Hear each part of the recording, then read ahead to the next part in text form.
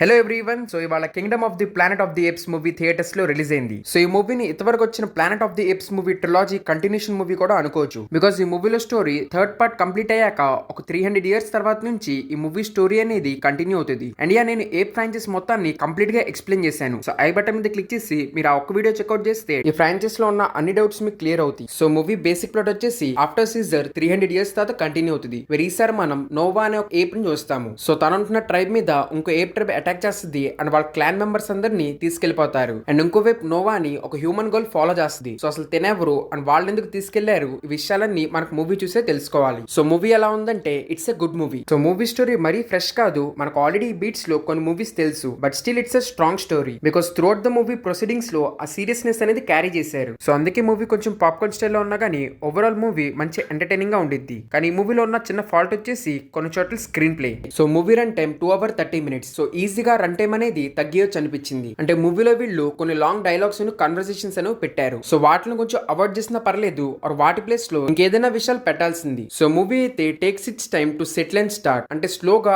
World లోకి మనం తీసుకెళ్ళడానికి కొంచెం టైం తీసుకునిద్ది, but still it's a good movie. In fact movie story Kingdom లోకి ఎంటర్ అయిన దగ్గర నుంచి మంచి ఇంట్రెస్టింగ్ గా మారిద్ది క్లైమాక్స్ వరకు. ఇన్ఫాక్ట్ అక్కడే major portion of the action కూడా మనం చూస్తాము. బట్ ప్రీవియస్ మూవీస్ కి లైక్ గన్స్ ఆ స్టైల్లో కాదు కానీ it's a different kind of style. So అది ఇంకొంచెం ఎక్కువ ఉంటే మూవీ చూడడానికి ఇంకా చాలా బాగుండేది. But still it's a good movie. Especially VFX పరంగా అయితే అసలు మనం మాట్లాడవసరం లేదు, బికాస్ ఆ లెవెల్ ఆఫ్ క్వాలిటీ అనేది త్రూ అవుట్ ద మూవీ ఉంటది. ఇన్ఫాక్ట్ ఈసారి ఈ మూవీలో ప్రీవియస్ మూవీస్ కన్నా డిఫరెంట్ గా 95% ఆఫ్ ది టైం మనం ఏప్స్ నే చూస్తాము. బట్ స్టిల్ ఎక్కడ కూడా కొంచెం కూడా విఎఫ్ఎక్స్ ఇష్యూ అనేది లేదు. అయినా స్క్రీన్ మీద ఏప్స్ ది ఒకసారి ఎలాంటి అవుట్పుట్ చూసాక ఇంకా ఏ వేరియేషన్ చూసినా మాస్టర్ పీస్ అనే ఉండిద్ది. బట్ స్టిల్ జోక్స్ అపార్ట్ ఈ మూవీలో మనం ఏప్స్ తో టైటానిక్ లాంటి సీక్వెన్స్ కూడా చూస్తాము. సో ఆ సీక్వెన్స్ ఖచ్చితంగా అప్రిషియేట్ చేయాల్సిందే, బికాస్ మొత్తం CGI కాబట్టి నెక్స్ట్ లెవెల్ అవుట్పుట్ అనేది ఉంది. ఇంకా ప్రీవియస్ ఏప్స్ ట్రిలాజీ చూసిన వాళ్ళకి తెలుసు ఆ మూవీస్ ని కొంచెం డార్క్ గా సీరియస్ గా ఉంటాయి. బట్ ఈసారి ఈ మూవీ కొంచెం డిఫరెంట్ గా ఒక రకమైన మిడ్ టోన్ క్యారీ చేస్తుంది. అంటే సీరియస్నెస్ ఉంటది కానీ మరి డార్క్ గా ఉండదు. సో బయట న్యూస్ ప్రకారం నెక్స్ట్ ట్రిలాజీకి